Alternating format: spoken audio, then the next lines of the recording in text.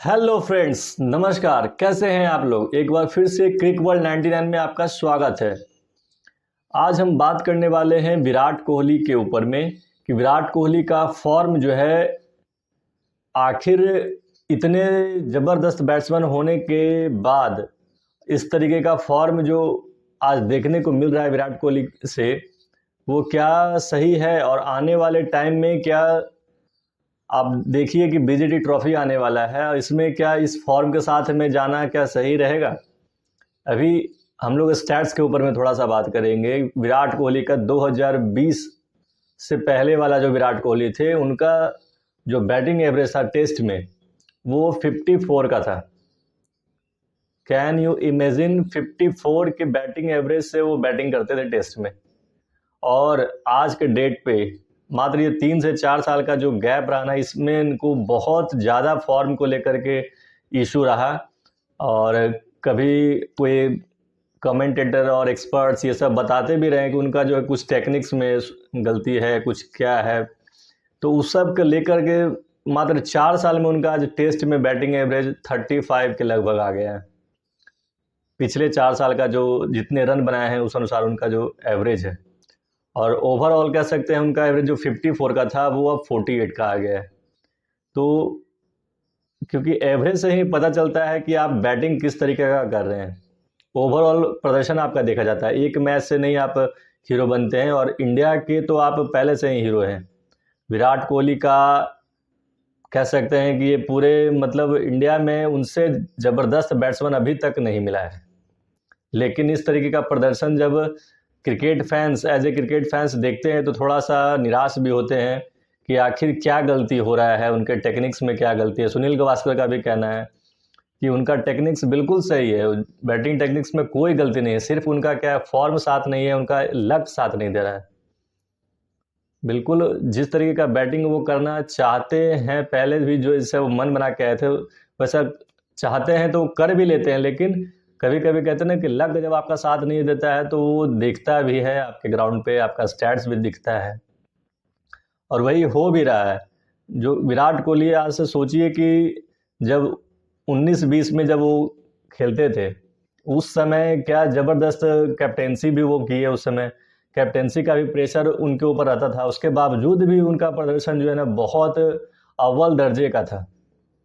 चाहे आप ओडीआई देख लीजिए, T20 देख लीजिए, टेस्ट देख लीजिए, सभी में उनका प्रदर्शन बिल्कुल एकदम कह सकते हैं विराट कोहली दुनिया के नंबर 1 बैट्समैन थे।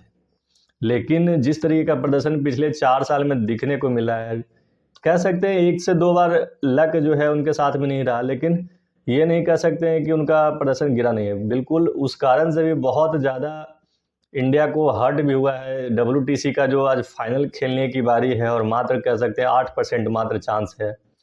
तो इस सब का कारण कुछ और नहीं, हम तो यही देखते हैं कि फॉर्म जो है बहुत बड़ा मसला रहा है। फॉर्म कह सकते हैं, अब हार्ड लक कह सकते हैं कि लक इनके साथ में नहीं रहा, लेकिन बहुत हद तक कह सकते हैं कि प्रदर्शन में इतना ज़्यादा गिरावट हुआ है, इसका असर पूरे इंडिया के बैटिंग लाइनअप पे दिखता है। कहते हैं कि अगर शुरुआत के टॉप 4 में अगर अच्छे रन बन जाते हैं तो जो बीच के जो होते हैं, मिडिल ऑर्डर होते हैं, वो सब क्या करते हैं ना, वो सब एक्सिलरेट करते हैं। लेकिन हो क्या रहा है ना पिछले 2 साल से कि टॉप 4 में बहुत रेयर ऐसा हो रहा है कि प्रदर्शन दिखने को मिल रहा है। अब एक यशस्वी जायसवाल से आप कितना उम्मीद रख सकते हैं? अकेले वो कितना बेचारा बंदा ये करे। थोड़ा तो सबको कहते हैं ना कि सबके हिस्से का जो है अपना अपना काम करना पड़ेगा। और टेस्ट जो कहते हैं ना कि टेस्ट आपका बिल्कुल टेस्ट लेता है आपका सब, सिर्फ आप टेस्ट में फील्डिंग के बूते आप टीम 11 में नहीं रह सकते हैं। प्लेइंग 11 में तभी आप रहेंगे जब आपका फील्डिंग के अलावा आप जो अगर बैटिंग आप करते हो तो उसमें आप नंबर 1 रहे हो। और कह सकते हैं विराट कोहली का प्रदर्शन बहुत ज़्यादा डाउन देखने को मिल रहा है इधर में। मतलब आप ऑन एन एवरेज भी बात करेंगे तो बहुत ख़राब प्रदर्शन दिख रहा है। और ये जो बीजीटी आ रही है, बीजीटी ट्रॉफी में इंडिया को वैसे भी 4-1 से जीतना है 5 मैच में, तो इसके लिए तो कहते हैं कि एक्स्ट्रा ऑर्डिनरी ही करना पड़ेगा। और बहुत सारे स्टैट्स ऐसे कह रहे हैं, बहुत सारे जो भविष्य देख रहे हैं वो भी इस तरीके का प्रिडिक्ट भी कर रहे हैं कि विराट कोहली जो है उनका बेस्ट अभी आना बाकी है। तो हो सकता है शायद हम लोग विराट कोहली 2.0 को देख सकते हैं हम लोग।